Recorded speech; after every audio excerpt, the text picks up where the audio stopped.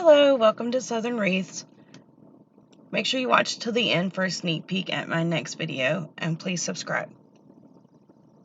Today I'm going to make this really fun Happy Halloween jack-o'-lantern wreath.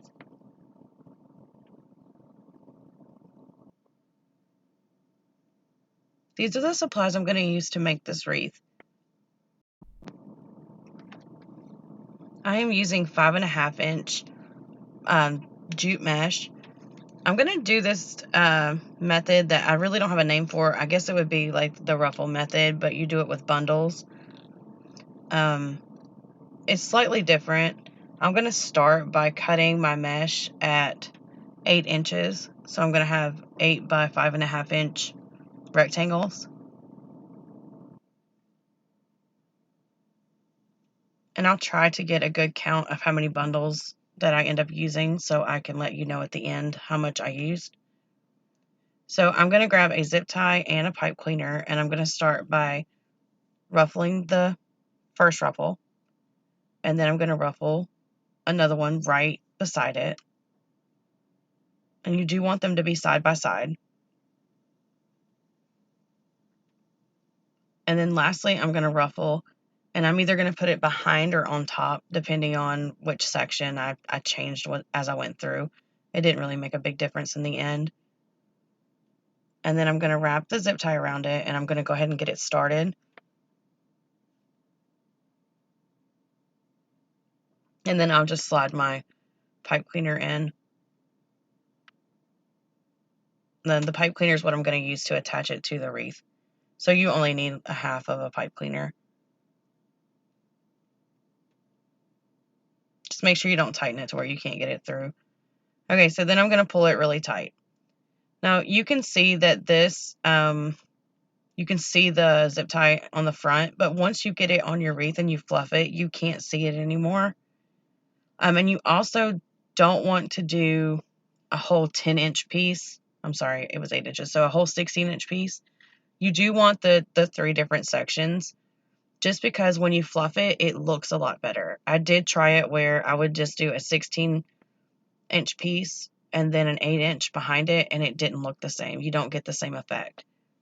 So you definitely want to have 3 pieces in each bundle. And you could probably use larger mesh too, so if you wanted to do the 10-inch mesh or 12-inch mesh.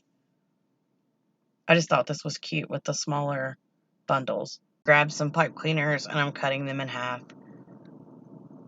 It just makes it less messy on the back when you have a half of a pipe cleaner. You don't need to use an entire one. It's kind of wasteful. But again, I do one ruffle, and then I do another one just pushed right up against it. And then I'll ruffle the separate one, and then you either put it on top or on the bottom. Again, it doesn't matter in the end. They look the same. It just kind of looks like a little flower. It's really pretty.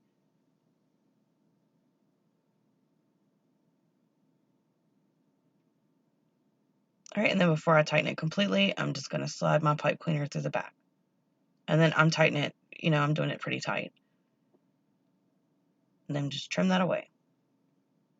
So I went ahead and made several of these, and I'm going to go ahead and add them to my wreath. I do have to stop and make more because, like I said, I didn't know how many I would need, but I'll try to get you a number.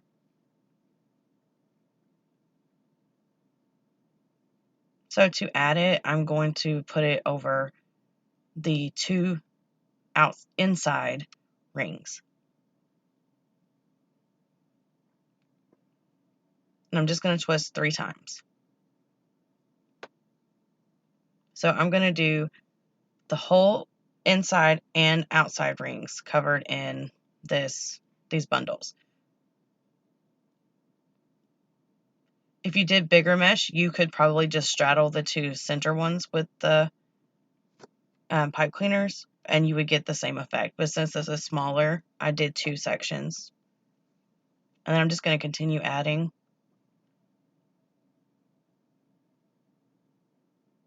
And I'll go back and make it look nicer in the end.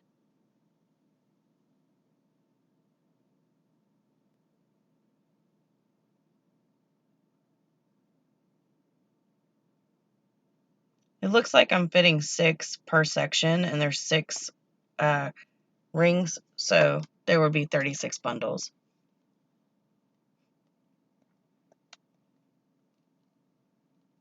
Give or take a few. Because once you get it filled up, you don't need as many sometimes in certain sections. But I just think this looks so pretty, and it's different. It's not as loose as a regular ruffle method is. So I just paused it and counted real fast. There's about 30 pipe cleaners around the back, so you would need about 30 bundles.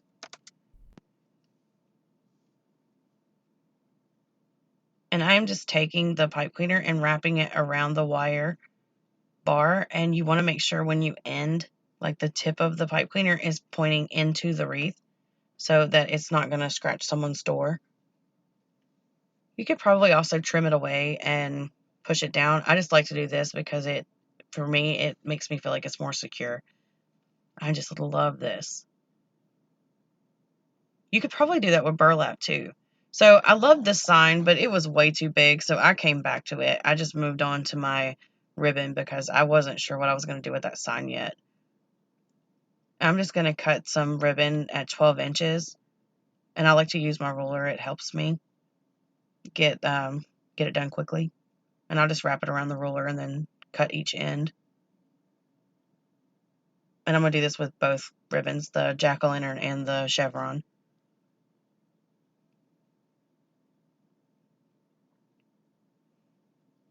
And now I'm just going to dovetail the ends.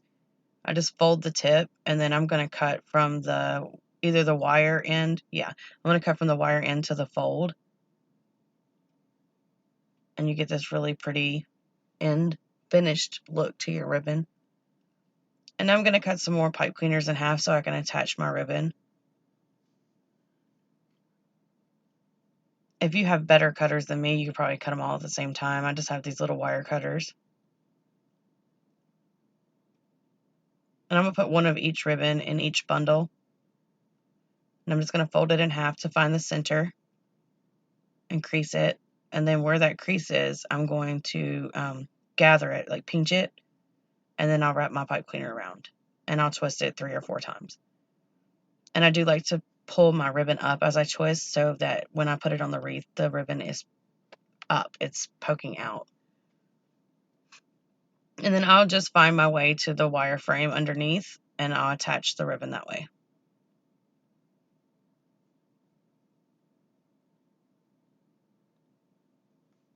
And I'll twist it 3 times around the back. And I'll go back through when I'm done and make sure the pipe cleaners are not exposed, that they're tucked away. So I'm just going to continue adding ribbon all around the wreath. And you can add as much or as little as you want. You can do 2 sections. This wreath was a lot smaller than a regular deco mesh ruffle wreath. So I didn't like 2 layers of ribbon. I thought it looked nice with just the simple 1 layer in the center. I thought it covered pretty well. If I did 2 sections, I wouldn't cut the ribbon at 12 inches. I would probably do 10 or less. Now I'm going to figure out what to do with this sign because I loved it and I loved the way it looked. I just didn't like the size of it. It was too big for what I was going for with this wreath. So at first I popped the pumpkin off because that was my favorite part. And then I thought the pumpkin was too small. And I didn't want to do a bow on this wreath. So I decided to cut this Happy Halloween wreath down. So I'm just scoring it with a knife with my my ruler. And then with this kind of material the sign's made out of, you can just snap it off. I did mark on the ends so that I could do the back as well. Because you'll want to score it on the front and the back, unless you have something that's deep enough to cut through. My knife was not very sharp. But I just scored on the side so I could line it up and it would be the same on the back as it was on the front.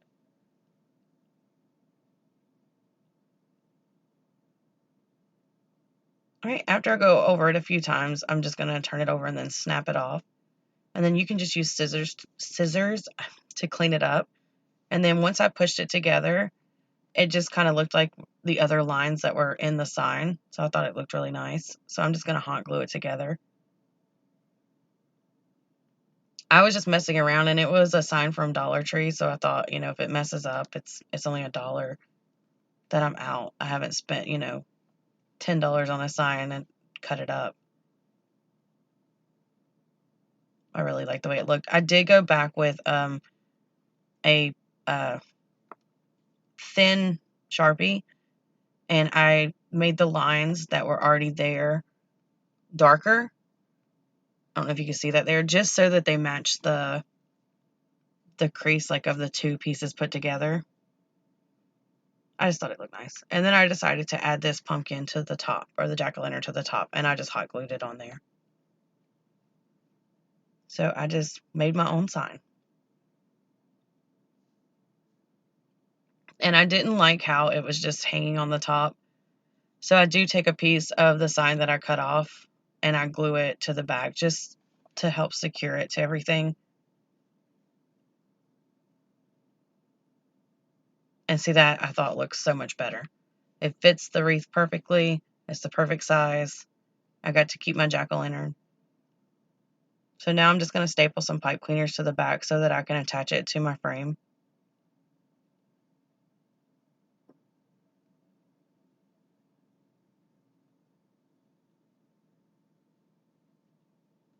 Now, since I had that piece of sign right there, I didn't have to worry about the staples going all the way through. But the bottom part doesn't have anything, so I'm just going to take a piece of the spool that the ribbon comes on, and I'm going to fold it in half. I'm going to cut it in half, and then fold it in half, and fold it in half again. And that usually gives me enough cushion to where when I put the staples in, it doesn't go all the way through the sign. And I always check after the first one, because you don't want to keep going if you're putting holes in it. All right, once I get the pipe cleaners on the back, I'm just going to feed them through the jute mesh and then attach them to the wire frame. And I'm going to do that at all three corners. I'm kind of positioning it as I go, but that's it. That's how I made my Happy Halloween jute wreath. If you have any questions, please leave them in the comments below, or you can always email me at craftingwithlee@yahoo.com. Thank you so much for watching. And if y'all learned anything today, or if you like my video, please like, share, and subscribe. Thank you.